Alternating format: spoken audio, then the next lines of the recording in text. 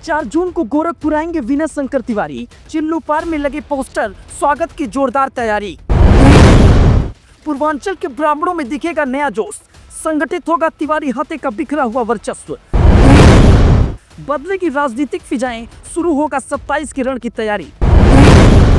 चिल्लू पार में लगे पोस्टर ने बढ़ाई सियासत, लौट आया वक्त, लौट आया मसीहा जैसे स्लोगन ने चिल्लू पार की राजनीति को किया गर्व।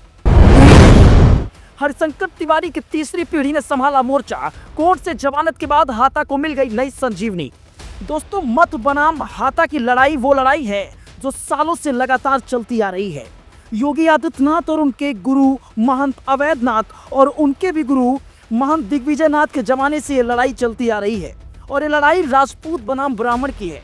लेकिन इस जातिगत लड़ाई के बीच वक्त कुछ देर के लिए तब थम गया जब हरिशंकर तिवारी का निधन हुआ।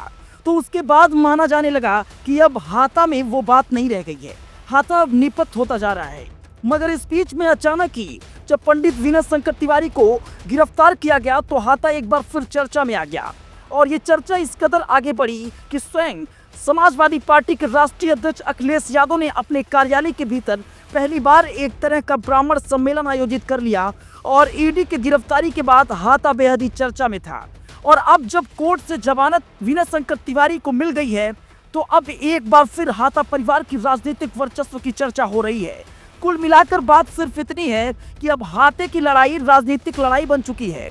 और जो बात मैंने आपसे पहले बोला कि हाथा को एक बार फिर से संजीवनी मिल चुकी है, उसमें कोई दो राय नहीं है। लेकिन चिल्लू पार विधानसभा क्षेत्र में इन दिनों कुछ पोस्ट काफी वायरल हो रहे हैं और ये पोस्टर क्यों वायरल हो रहे हैं, क्योंकि जब से जेल से बाहर विनय शंकर तिवारी आए हैं तब से इस बात की चर्चा हो रही है कि वो जब गोरखपुर आएंगे तो उनके भव्य स्वागत की तैयारी की जाएगी।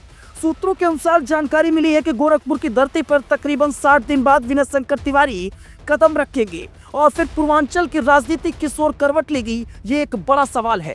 चिल्लू पार बेलसड़ी में लगे एक स्वागत पोस्टर ने तहलका मचाया हुआ है। अतुल तिवारी नाम के एक युवक ने यह पोस्टर लगाया है जिस पर लिखा हुआ है शेरे पूर्वांचल का स्वागत है। सिर्फ इतना ही नहीं बल्कि उस पोस्टर पे और भी कुछ लिखा हुआ है कि लौट आया वक्त, लौट आया मसीहा।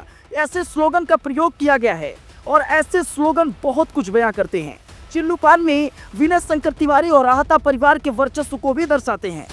पूर्व कैबिनेट मंत्री पंडित हरिशंकर तिवारी के छोटे पुत्र और विनय शंकर तिवारी कुछ दिन पहले ही रिहा हुए हैं। वह अपने बेटे कंधर्व शंकर तिवारी के साथ आवास लखनऊ के पहुंचे हैं और जेल के बाहर बड़ी संख्या में समर्थक मौजूद थी। उन्होंने गले मिलकर विनय शंकर तिवारी को बधाई दी। विनय शंकर तिवारी 4 जून को गोरखपुर आ रहे हैं और उनके जोरदार स्वागत की तैयारियां भी होने लगी हैं। उनके गोरखपुर आने पर जोरदार स्वागत की तैयारी है।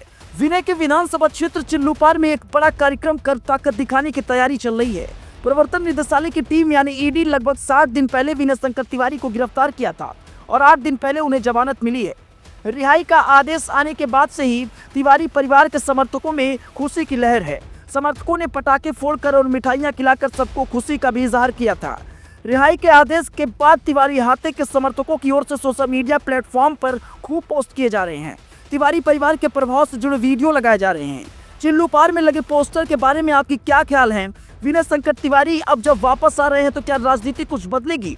हाथा परिवार का वर्चस्व क्या कुछ और बढ़ेगा? इस पर आपकी क्या प्रतिक्रिया है? अपनी प्रतिक्रिया जरूर दें।